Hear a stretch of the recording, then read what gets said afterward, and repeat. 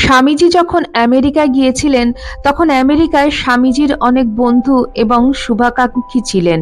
তাঁদের উদারতা ও ভালোবাসা স্বামীজিকে ভারতের ধর্মীয় ও সাংস্কৃতিক ধ্বজা আমেরিকার মাটিতে স্থাপন করতে অনেক সহায়তা করেছিল। উল্লেখযোগ্য কয়েকটি নাম হল ক্যাথরিন এবট স্যানবর্ন, এলেন হেল, মিসেস ব্যাগলি, রক্সি ব্লডগেট ও সারা চ্যাপম্যান বুল। বিশ্ব ধর্ম মহাসম্মেলনের আগে স্বামীজি শিকাগোর একটি হোটেলে উঠেছিলেন, কিন্তু থাকা খাওয়ার খরচ বেশি হওয়ায় তিনি বস্টনের উদ্দেশ্যে রওনা দিলেন, কেননা সেখানকার থাকা খাওয়ার খরচ তুলনামূলকভাবে কম ছিল। বস্টনগামী ট্রেনে তার এক মহিলার সঙ্গে সাক্ষাৎ হলো। সেই ভদ্রমহিলা দেখলেন স্বামীজির নানা বিষয়ে অগাধ জ্ঞান।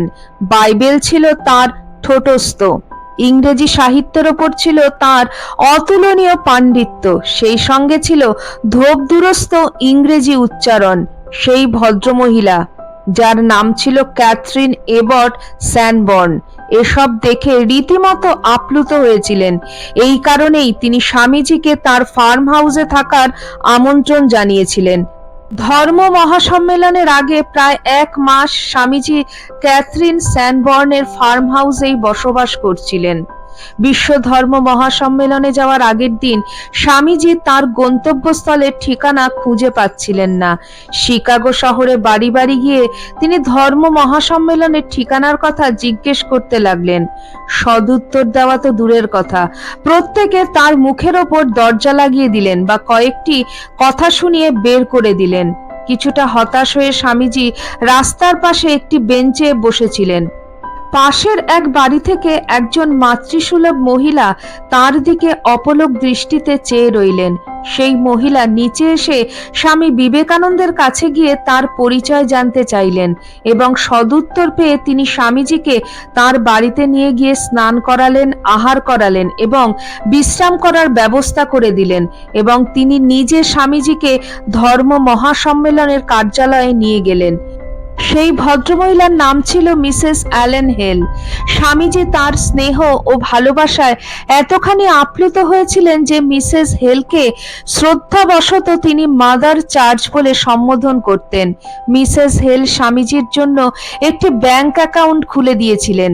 সেই অ্যাকাউন্টে স্বামীজি নানা জায়গায় বক্তৃতা দিয়ে যে টাকা পয়সা অর্জন করতেন, সেসব টাকা মিসেস হেল সেই অ্যাকাউন্টে ঢুকিয়ে দিতেন। স্বামীজি নির্দ্বিধায় সেই ব্যাংক অ্যাকাউন্টের দায়িত্ব তার মাদার চার্চের হাতেই ন্যস্ত করেছিলেন। শিকাগোর বাইরে যখন স্বামীজির অর্থকড়ির প্রয়োজন হয়েছিল, তখন মিসেস হেল টাকা পাঠাতেন। মিসেস হেল ও তার পরিবার পাশ্চাত্যে স্বামীজির অন্যতম প্রিয় পরিবার হয়ে উঠেছিল।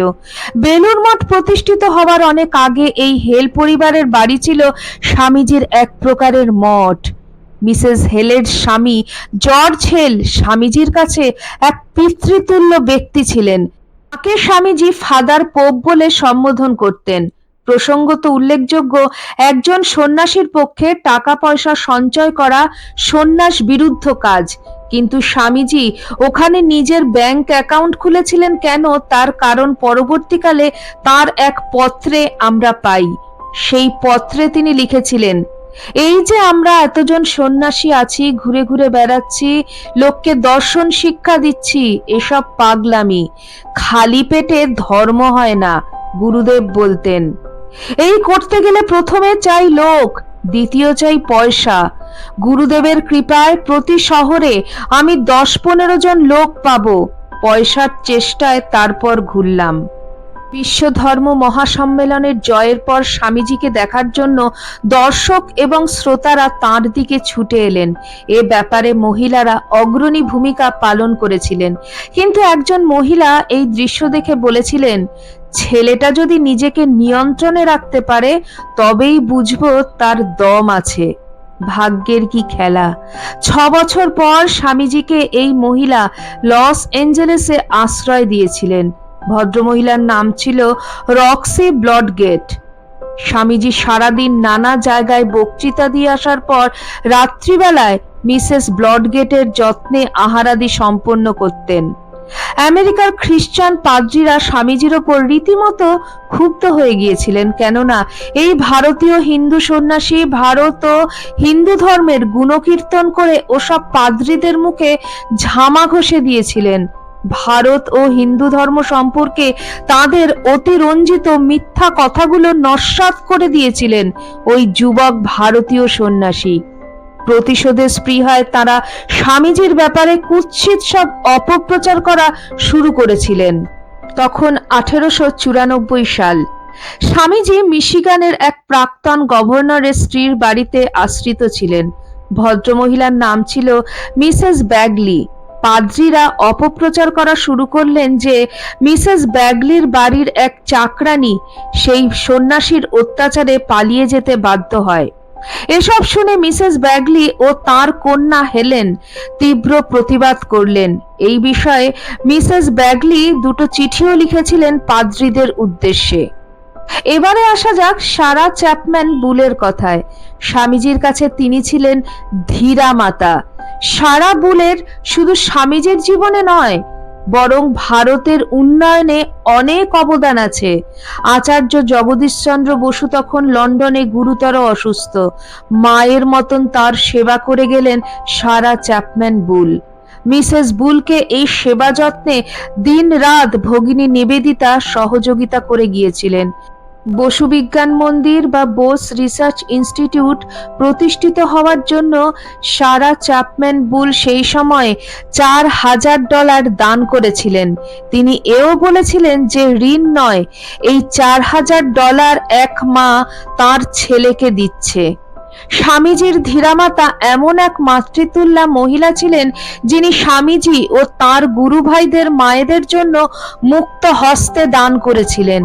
বিস্তারিতভাবে বলতে গেলে যেসব সন্ন্যাসীরা বেলুড় মঠে বসবাস করতেন তাদের মায়েরা যাতে স্বস্তিতে থাকতে পারেন সেই কারণে আলাদা বাসস্থান তৈরি করার জন্য টাকা পাঠিয়েছিলেন মিসেস বুল। তাছাড়া বেলুড় মঠ স্থাপন করার জন্য তিনি 1000 খানেকের ওপর টাকা খরচ করেছিলেন। এই মূল্য সেকালের তুলনায় এক বিরাট অঙ্কের টাকা ছিল। তাছাড়াও তিনি আমেরিকায় স্বামীজির বেদান্ত সোসাইটির জন্য কোনো অংশে কম টাকা পয়সা খরচ করেননি। এই ছিলেন স্বামীজির ধীরামাতা। সারা বিশ্ব ভারতকে চিনেছে অনেক মহামানবের জন্যে, যাদের মধ্যে স্বামী বিবেকানন্দ এক উল্লেখযোগ্য নাম। কিন্তু যেসব ব্যক্তিদের নিয়ে এখানে আলোচনা করা হয়েছে তারা ভারতীয় না হয়েও স্বামীজিকে তার কাজ করে যেতে আপ্রাণ সাহায্য করে গিয়েছিলেন। আজকের ভিডিওটিতে স্বামীজির আমেরিকার কিছু বন্ধু এবং শুভাকাঙ্ক্ষীর কথা আপনাদের সাথে আলোচনা করলাম। আপনাদের কেমন লাগলো অবশ্যই কমেন্ট সেকশনে কমেন্ট করে জানাবেন। আর চ্যানেলের নতুন বন্ধুদের কাছে একান্ত অনুরোধ, চ্যানেলটি সাবস্ক্রাইব করে আমার পাশে থাকবেন। পাশে থাকা বেল আইকনটি অবশ্যই ক্লিক করে দেবেন যাতে পরবর্তী ভিডিওতে আপনার সঙ্গে আমার আবার দেখা হয়। আজ এই পর্যন্তই। সবাই ভালো থাকবেন, সুস্থ থাকবেন। আবার খুব শিগগিরই দেখা হচ্ছে আপনাদের সঙ্গে কোনো একটি নতুন ভিডিওতে। জয় ঠাকুর, জয় মা, জয় স্বামীজি।